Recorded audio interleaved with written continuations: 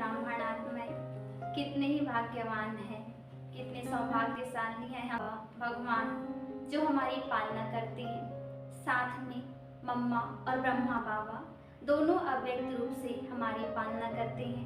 सूर्य की तरह थी चमकदार, सूर्य की तरह थी चमकदार, चांद जैसे शीतल, चांद जैसे शीतल, फूलों की तरह थी खुशबूदार, फूलों की तरह थी खुशबूदार, जिनके चलने से धरती भी झूम उठती थी। रूहानी था जिसका प्यार, ऐसे दिव्य महान माँ मातेश्वरी जगदम्बा जी का भारत की भूमि में हुआ दिव्य अवतार, दिव्य अवतार, दिव्य अवतार। आज हम जानेंगे एक छोटा सा अनुभव मम्मा के बारे में।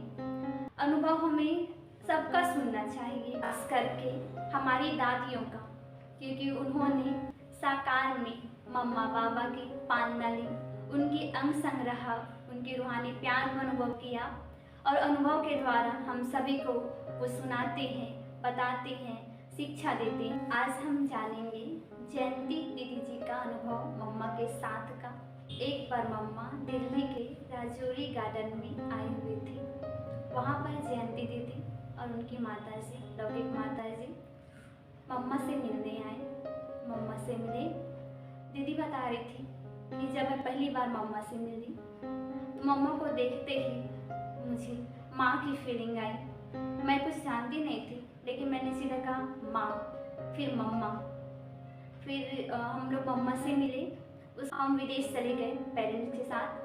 वहाँ से 1964 में विदेश से भारत पहुँचे और वहाँ से पहुँचते ही मम्मा दिल्ली में आई हुई थी फिर से। तो दीदी और उनकी लौकिक माता जी मम्मा से मिलने के लिए वहाँ गए। जैसे बहुत सारे भाई बहन मम्मा से मिल रहे थे, उसके पश्चात दीदी और उनकी लौकिक माता जी दोनों मम्मा के पास गए उनसे मिलने के लिए। मम्मा ने प्यार से कहा, आओ बच्चे आओ बैठो। मम्मा ने अपने सामने दोनों को बिठाया। फिर दीदी जी से पूछा कैसे लगा विदेश, विदेश के लोग कैसे रहते हैं, फिर भी भारत में कैसे लग रहा है, यहाँ सेवा करना चाहोगी। ऐसे मम्मा ने दीदी से पूछा, कुछ कुछ ऐसे बातें की। फिर दीदी की लौकिक माता जी ने मम्मा को कहा कि मम्मा आप इनको जयंती को बोलो ना कि वो योग करें, बाबा को याद करें। मतलब लौकिक माता जी मेरे लिए बोल रही थी मम्मा से।